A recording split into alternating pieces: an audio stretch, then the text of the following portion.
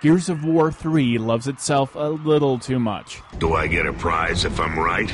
The Gears of War series has always been about a brutal war, a desperate struggle, an entire world falling to ruin. I've never seen a city trashed this bad. That desperation has always shown in great gameplay, running, taking cover, gathering what ammo you can.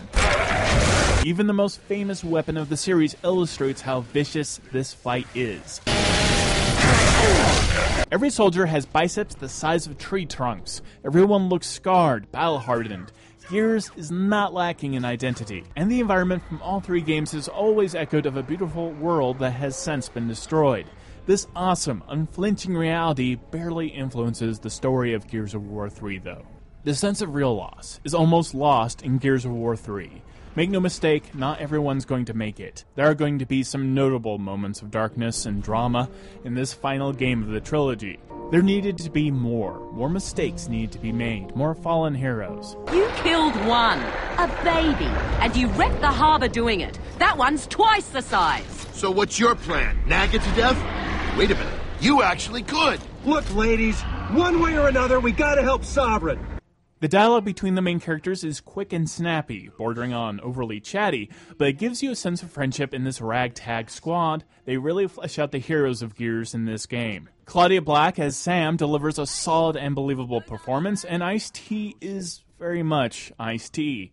So welcome to Griffin Tower, Cog. It was here before you destroyed Char and it's still standing now.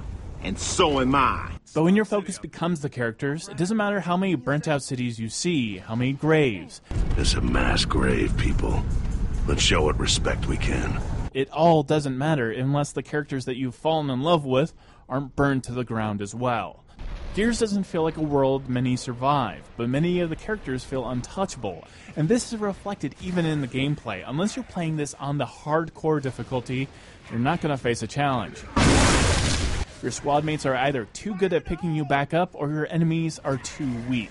Cover is still part of the gameplay, but it feels less important. The mechanics of Gears of War is as sound as it's ever been. Weapons feel visceral, the enemies are well animated, and massive. There is some mission repetition. You're given a job, something goes wrong. You're given another job, something else goes wrong.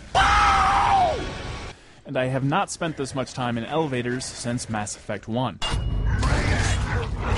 Versus mode is very fun. Horde mode is, as always, a blast, but the new Retro Lancer weapon is a bit of a dud. Gears of War fans are going to be very happy with Gears of War 3. It is a very fun game, frenetically paced story. The heart of the game is the gameplay, and that does not disappoint. But Gears of War could have been epic. It could have been more than just good, it could have been great.